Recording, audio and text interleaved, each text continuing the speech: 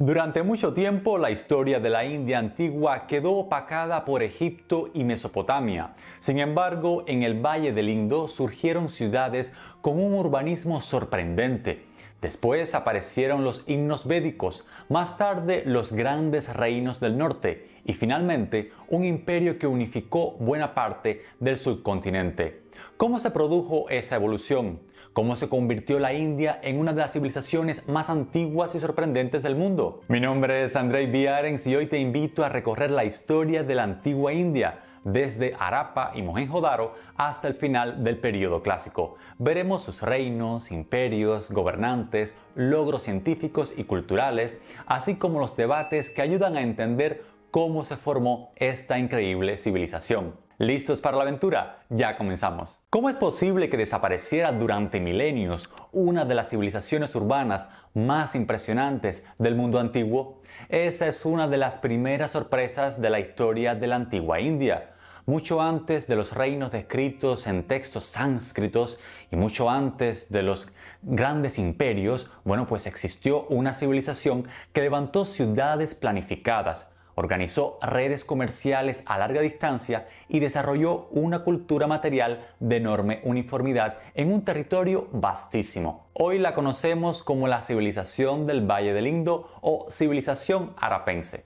Su fase urbana más conocida suele situarse entre el 2600 y el 1900 antes de nuestra era, aunque sus raíces son anteriores y su proceso de declive se prolongó durante siglos.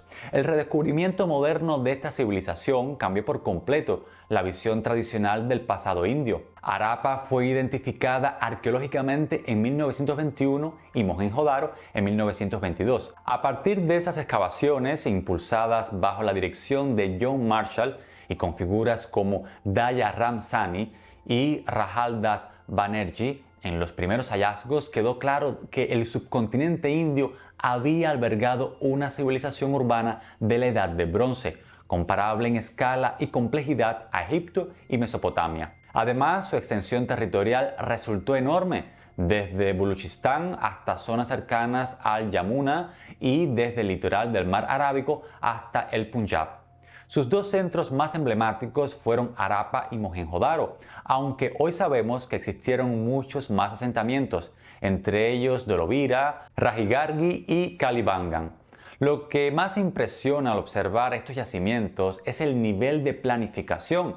Las calles seguían trazados rectilíneos, muchas viviendas estaban construidas con ladrillo cocido estandarizado y la gestión del agua alcanzó un grado extraordinario para su época. En Mohenjo-Daro había pozos, desagües, alcantarillado, sumideros y una organización del espacio urbano que todavía hoy asombra a los arqueólogos. Esa sofisticación abre una discusión muy polémica.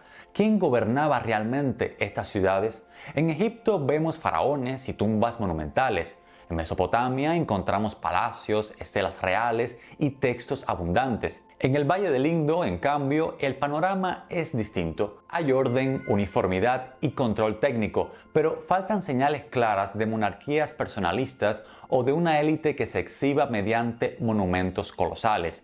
Algunos investigadores han propuesto formas de autoridad más corporativas o colegiadas. Otros creen que todavía no entendemos bien dónde residía el poder. La ausencia de textos legibles vuelve este debate muy difícil. Y este es otro de los temas más polémicos. Se han encontrado miles de inscripciones breves en sellos, tablillas y otros objetos, pero los textos son muy cortos, no existe una inscripción bilingüe comparable a la piedra Rosetta y tampoco sabemos con certeza qué lengua representaban esos signos. Por eso, más de un siglo después de los primeros descubrimientos, sigue sin haber una lectura universalmente aceptada.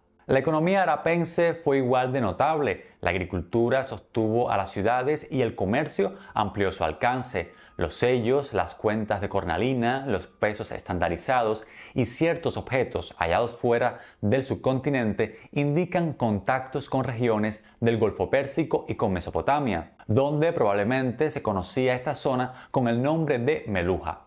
La enciclopedia iránica considera plausible una red marítima por etapas que enlazara el Indo con Omán, Bahrein, Susa y el sur mesopotámico, de modo que esto coloca a la civilización del Indo dentro de un mundo interconectado mucho antes de los grandes imperios clásicos. Ahora bien, tampoco esta civilización fue eterna. Hacia el 1900 antes de nuestra era comenzó el declive de sus grandes centros urbanos. Durante mucho tiempo se habló de invasiones o colapsos repentinos, pero hoy los especialistas suelen inclinarse por explicaciones más complejas. Cambios en los cursos fluviales, tensiones ecológicas, alteraciones en las redes comerciales y transformaciones graduales del poblamiento parecen ofrecer un marco más verosímil. A eso se suma un debate reciente sobre genética y migraciones, reactivado por estudios de ADN antiguo como el publicado en 2019 a partir del sitio de Rajigarhi. Ese trabajo no cerró todas las discusiones, pero sí añadió nuevas piezas al rompecabezas sobre los orígenes y la composición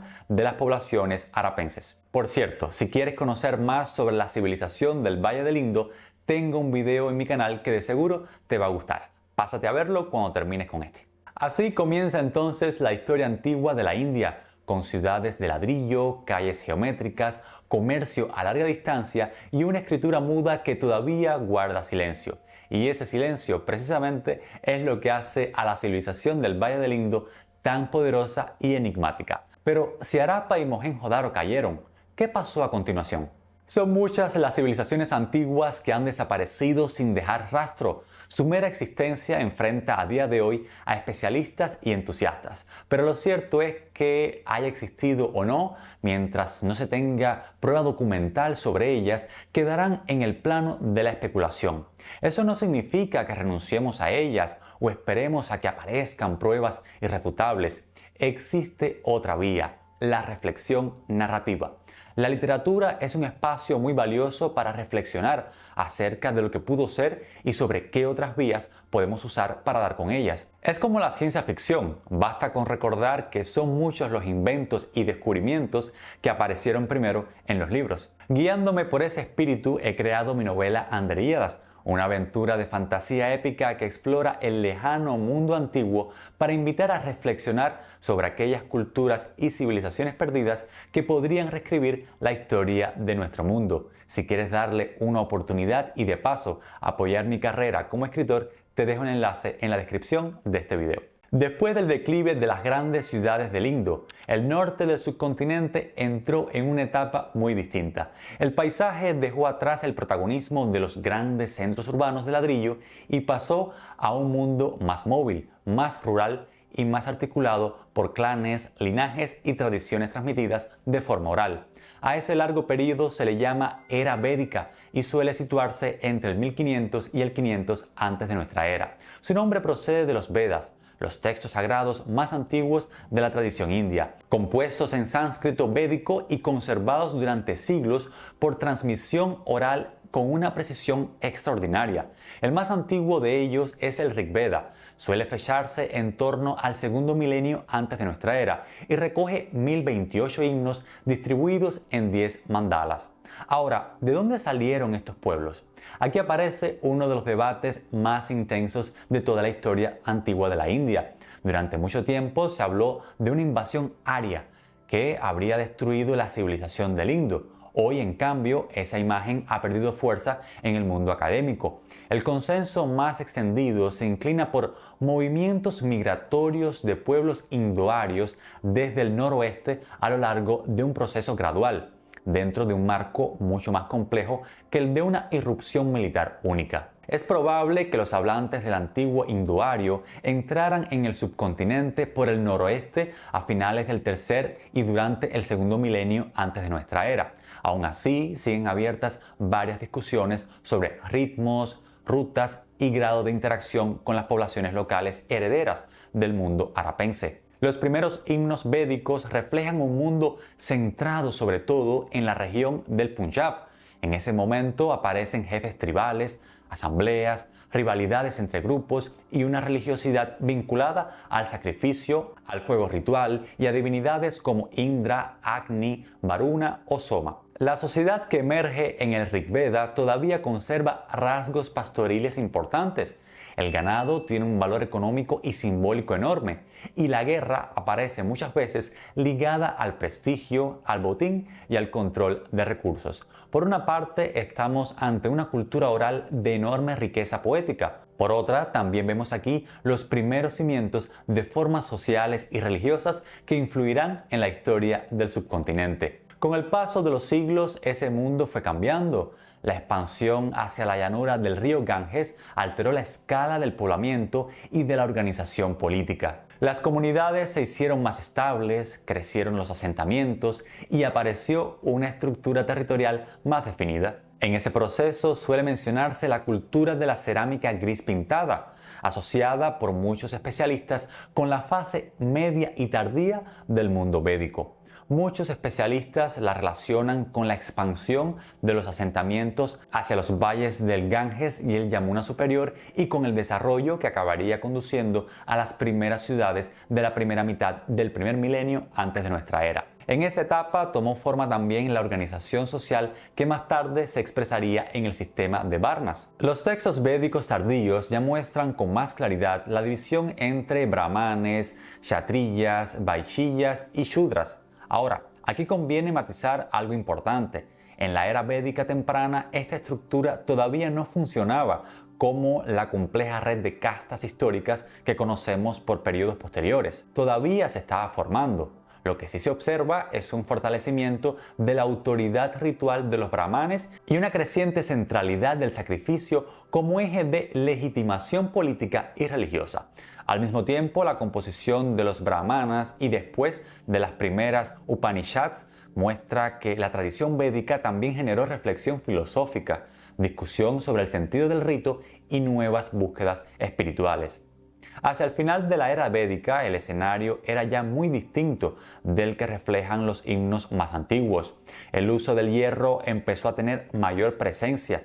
Los reinos ganaron peso frente a las antiguas unidades tribales y la llanura gangética se convirtió en el nuevo centro de gravedad histórico. En paralelo, la religión védica se volvió más elaborada y más exigente en sus rituales. Esa creciente complejidad abrió espacio para tensiones intelectuales y sociales que acabarían favoreciendo nuevas corrientes religiosas y filosóficas. De este modo, la era védica actuó como puente entre dos mundos. Recogió tradiciones llegadas desde el noroeste, las mezcló con las realidades locales del subcontinente y preparó el terreno para la siguiente gran etapa, las Mahayanapadas, cuando la política, la urbanización y el debate religioso entrarían en una fase completamente nueva. ¿Te gustaría ver con antelación todos mis documentales, recibir videos exclusivos y acceso a material extra? Te invito a suscribirte a mi Patreon. Así, al convertirte en mecenas, también estarás contribuyendo a que este proyecto se haga sostenible en el tiempo. Un pequeño aporte económico marcará la diferencia. Te dejo un enlace en la descripción del video y en la bio del canal. Desde ya te doy las gracias. Hacia los siglos VI y V antes de nuestra era, la historia antigua de la India entró en una nueva fase. El viejo mundo tribal de la era védica dio paso a unidades políticas más amplias, estables y mejor definidas. Las fuentes budistas y jainas recuerdan este escenario a través de los 16 Mahayanapadas, es decir, los grandes estados que dominaban buena parte del norte del subcontinente. No todos tenían la misma forma de gobierno. Algunos eran monarquías, mientras que otros funcionaban como repúblicas oligárquicas o confederaciones de clanes. Ese punto es importante porque muestra que la India antigua no avanzó hacia el Estado por un único camino, sino por varias fórmulas políticas que coexistieron y se enfrentaron entre sí. Entre esos Mahayanapadas aparecían nombres que seguirán resonando en toda la historia india: Kashi, Kosala, Vatsa, Avanti, Gandhara, Camboya, Brishi y Magadha, entre otros. Algunos procedían del mundo védico anterior, mientras que otros habían ganado fuerza en nuevas zonas de expansión. Lo que estaba ocurriendo era mucho más que un simple cambio de nombres en el mapa. Se estaba produciendo la llamada segunda urbanización del norte de la India, con el crecimiento de ciudades, el aumento del comercio, la circulación monetaria y una vida política cada vez más compleja en la llanura gangética. Ese nuevo marco creó las condiciones para una competencia mucho más intensa por los recursos, las rutas y la legitimidad. Dentro de ese tablero, Magadha fue ganando una posición privilegiada. Su localización en el Valle del Ganges le permitía controlar comunicaciones fluviales, tierras fértiles, así como conexiones con regiones orientales ricas en recursos. Muchos especialistas subrayan que la importancia temprana de Magadha se explica en parte por esa posición estratégica y por su acceso al tráfico y al comercio del río. Con el tiempo, ese reino se convirtió en el núcleo desde el cual surgirían varios de los grandes imperios del norte de la India. Dos personalidades resultaron esenciales en este ascenso. El primero es Bimbisara, rey de Magadha, cuya cronología suele situarse en el siglo VI antes de nuestra era. Las tradiciones lo recuerdan como un gobernante hábil, expansionista y cercano al entorno de Buda. Su anexión del reino de Anga fue uno de los pasos que sentaron las bases de la futura expansión imperial. El segundo nombre es Ajatasatru, su hijo, figura célebre tanto por sus conquistas como por la sombra del parricidio con la que aparece en la tradición. Bajo su reinado, Magadha fortaleció la capital de Rajagriha y levantó un fortín en Pataligrama, enclave que acabaría convirtiéndose en Pataliputra, una de las grandes capitales de la historia india. Además de ser recordado este periodo por su historia de expansión militar, también lo fue por el fermento intelectual y religioso que propició. En el contexto de ciudades en crecimiento, reinos más poderosos y una rivalidad védica cada vez más compleja, surgieron corrientes que cuestionaron el peso del sacrificio brahmánico y buscaron otros caminos espirituales. En ese ambiente aparecieron el budismo y el jainismo, dos de las tradiciones más influyentes de la historia asiática. La vida de Buda se sitúa entre mediados del siglo VI y mediados del IV antes de nuestra era, y su enseñanza nació en el norte de la India, precisamente en este mundo de reinos, ciudades y debate doctrinal. Por su parte, el jainismo cristalizó en torno a la figura de Mahavira dentro de una tradición ascética igualmente crítica con el formalismo ritual. Aquí conviene subrayar algo. El auge del budismo y el jainismo no significa que la tradición védica desapareciera. Significa que el paisaje religioso de la India se volvió mucho más diverso y polémico. Monjes, ascetas, maestros itinerantes y cortes reales convivieron en una época en la que se discutía sobre el alma, el sufrimiento, la violencia, el sacrificio y la liberación.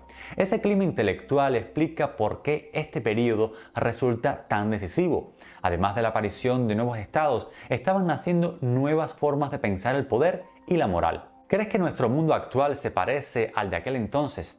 ¿Necesitamos hoy un renacer en nuestra comprensión de la moral y el entendimiento del poder? Me gustaría leer tu opinión en los comentarios. Al final, de los 16 grandes estados, solo algunos lograron imponerse, y entre todos ellos, Magadha fue el gran vencedor. Esa supremacía fue el resultado de décadas de guerra, diplomacia, control territorial y ventaja geográfica. En el próximo bloque veremos cómo ese proceso desembocó en algo todavía mayor, la primera gran unificación política de buena parte de la India bajo el imperio Maurya. ¿Cómo pasó el Valle del Ganges de ser un mosaico de reinos rivales a un imperio que controló casi todo el norte de la India y extendió su influencia más allá de sus fronteras? La respuesta está en la dinastía Maurya, fundada por Chandragupta Maurya hacia el 321 a.C. de nuestra era. Su ascenso marcó un punto de inflexión porque inauguró la primera gran unificación política de buena parte del subcontinente. El poder Maurya llegó a abarcar casi toda la India, con la excepción del extremo sur de la península, además de amplias zonas del actual Afganistán. Chandragupta apareció en un momento de gran inestabilidad. Por una parte, el reino de Magadha ya había acumulado una enorme ventaja desde la etapa de los Mahayanapadas. Por otra, el impacto de las campañas de Alejandro Magno en el noroeste había alterado el equilibrio político de la región. En ese contexto, Chandragupta derrocó a la dinastía Nanda y consolidó su dominio sobre Magadha. Después se extendió su autoridad por el norte y el centro de la India.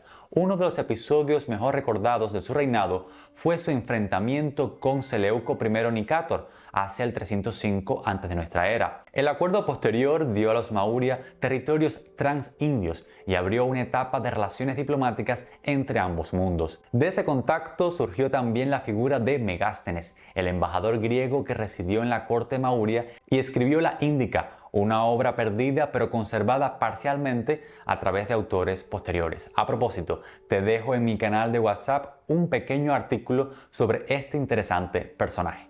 La magnitud del imperio Maurya obliga a preguntarse, ¿cómo gobernaron un territorio tan amplio en una época de tanta precariedad técnica y logística? Aquí entra en juego una administración muy desarrollada. La tradición india vinculó esa organización al nombre de Kautilya, también conocido como Chanakya, autor al que se le atribuye el Arthashastra, un tratado político y económico de enorme importancia.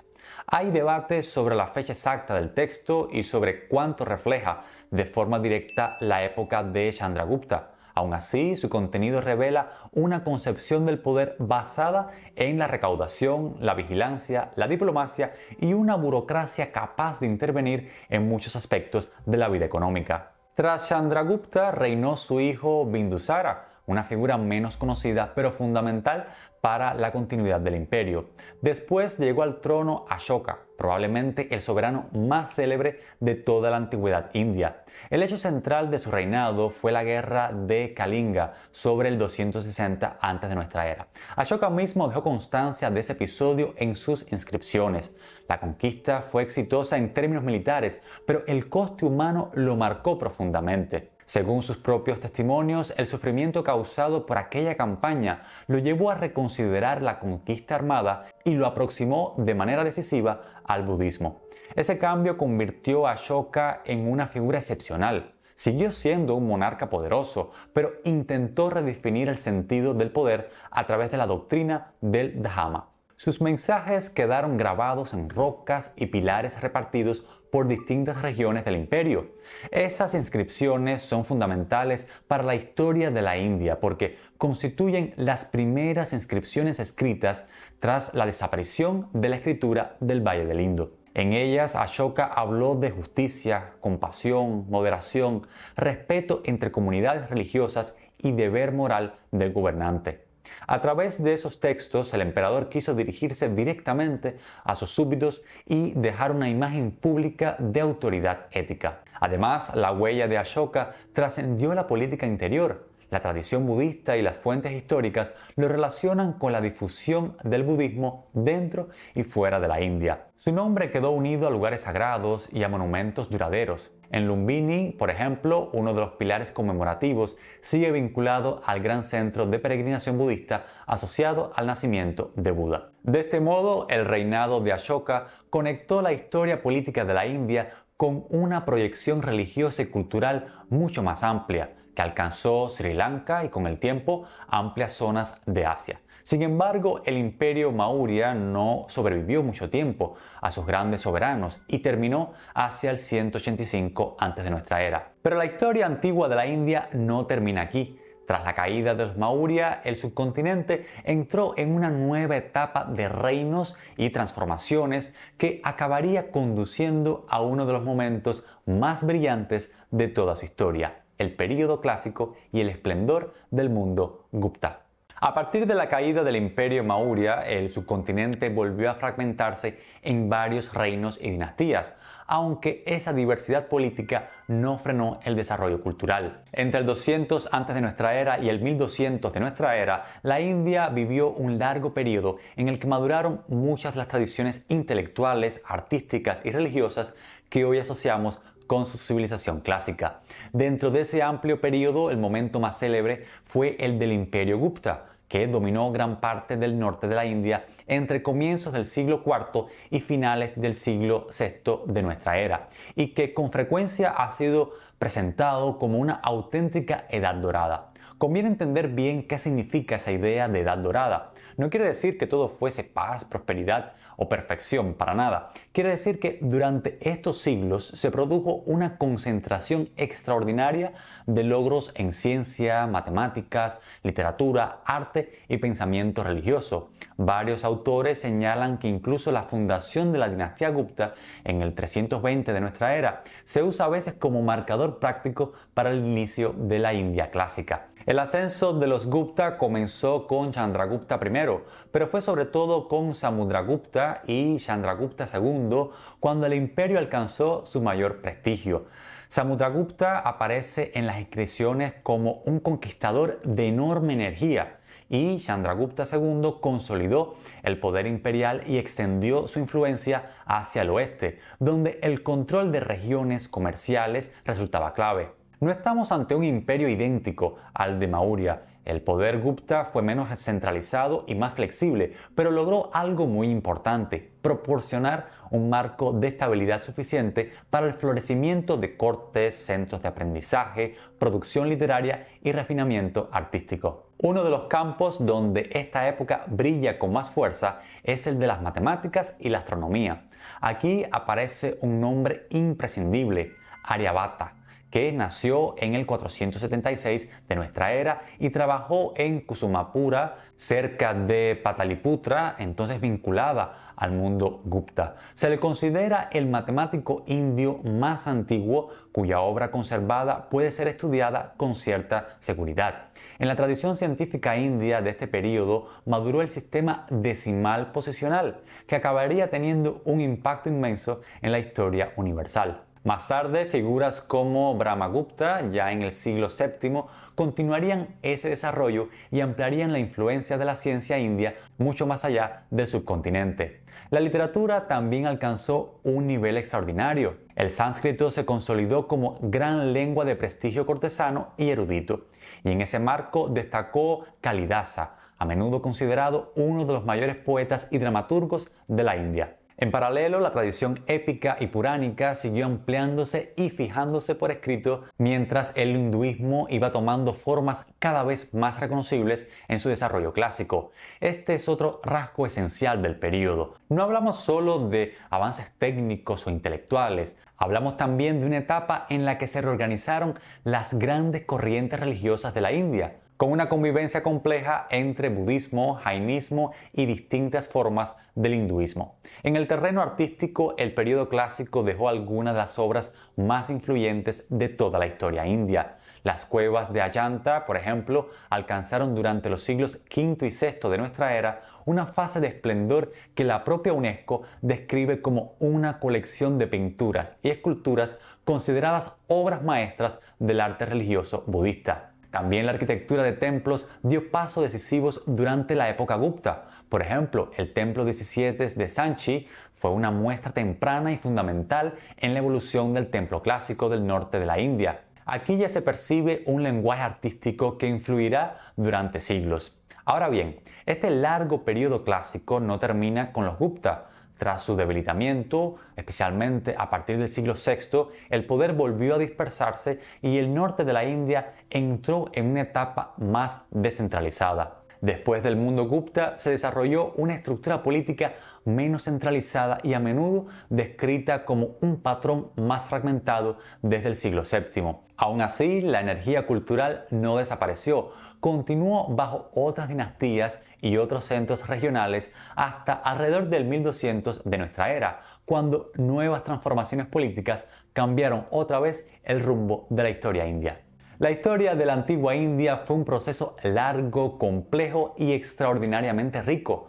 Comenzó con las ciudades planificadas del Valle del Indo, continuó con la tradición védica, pasó por la formación de los grandes reinos del norte, alcanzó una nueva escala política con el imperio Maurya y siguió desarrollándose durante siglos hasta llegar al esplendor cultural del periodo clásico. Si te ha gustado este recorrido por la historia de la antigua India, déjame tu like, suscríbete al canal y activa la campanita para no perderte los próximos videos. Dime en los comentarios qué etapa te ha parecido más fascinante, si el Valle del Indo, la era védica, los Mahayanapadas, el Imperio Maurya o el periodo clásico. Considera apoyar el canal haciéndote miembro de pago o suscribiéndote a mi Patreon. tal y como lo han hecho estos mecenas, a los que les doy por supuesto las gracias. También puedes apoyarme comprando, pues algunos de mis libros o haciendo donaciones a través de las plataformas que te dejo en la descripción de este video. Ahora te invito a seguir en mi canal para que recorramos juntos otros grandes capítulos de la historia universal. Hasta la próxima.